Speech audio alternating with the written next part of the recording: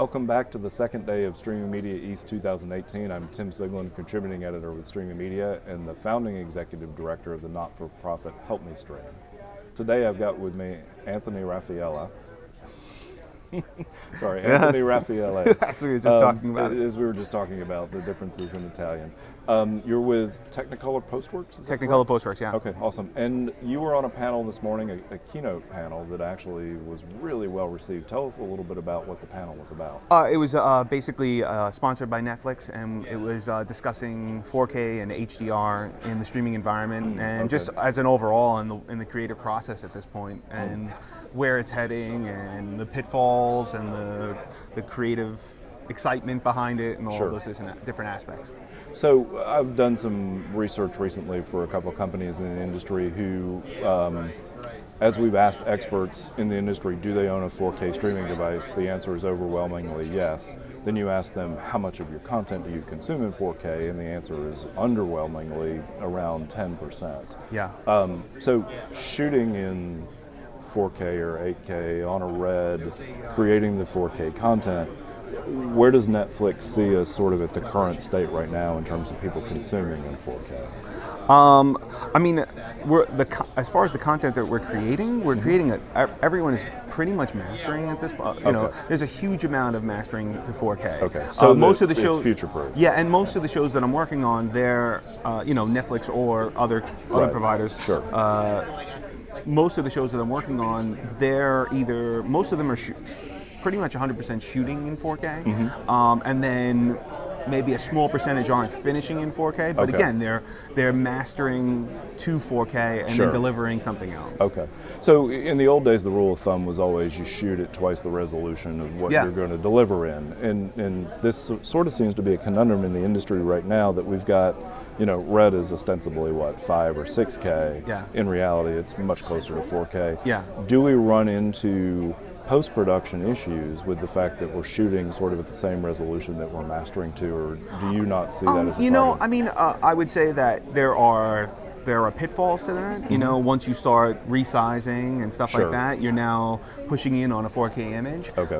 It'll still be 4K, but you're losing somewhat of the resolution feel.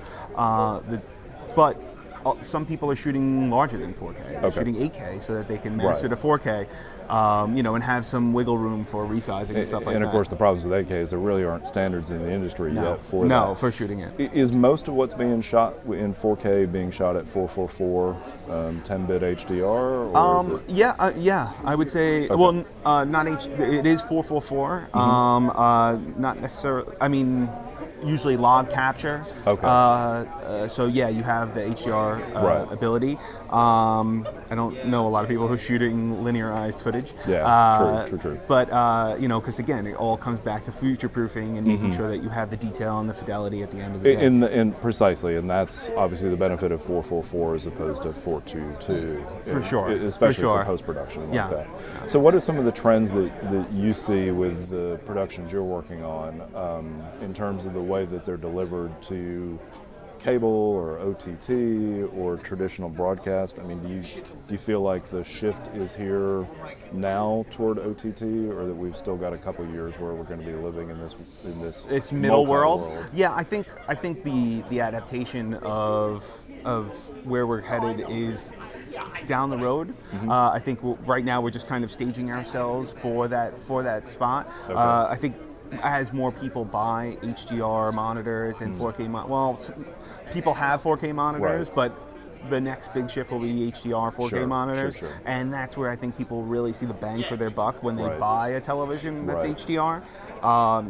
Someone on the panel had mentioned the Best Buy test, where you're looking at one monitor and another, and you clearly can see that this monitor is better. Right. And that's what you'll see as people start to go to the stores and buy new televisions. And then we'll be giving out more content in that. And what about 3D? That was a huge issue a couple years ago. The Consumer Electronics very shows. trendy. It was very trendy, and it still is. There's still a lot of mastering to 3D. Okay. I don't really know a lot of people who are utilizing it. But it's stereoscopic tricks as opposed to shooting truly in 3D. Yeah. It's not being shot. It's usually being rotoed out somewhere. Okay, got it. Interesting. So I guess the last question is, 1080p HDR as opposed to 4K HDR for delivery? It's actually a good one because I've shown people 1080p HDR Versus 4K non-HD. No, versus 4K HDR, and some people don't necessarily even see the difference. Interesting. Because HDR is such a huge enhancement. Right. The colors pop. The colors pop. Yeah. There's more definition in the Sure. shadows Oh, and, that's and a good highlights. point, right. So you're gaining this huge scope of definition anyway, Okay. even in HD. And that's something that I've heard the online video platforms say, is that they're seeing significant uptick in 1080p high frame rate and HDR because people perceive that as such a quality boost. Yeah. So it's interesting. If we're shooting in 4K, mastering in 4K, but delivering in 1080p HDR, it seems like we do sort of get that double the resolution production versus You are. delivery. I mean, obviously, you would want it to be 4K HDR. Right. Yeah, of course. But I would take HDR. HDR Sure. over 4K SDR. Yeah, fair point. Anything else you want to mention before we wrap this up? No. Thank you for the opportunity to speak, and I thought it was a really great panel. And it's Awesome. a great event. We'll be right back with our next interview. Bye.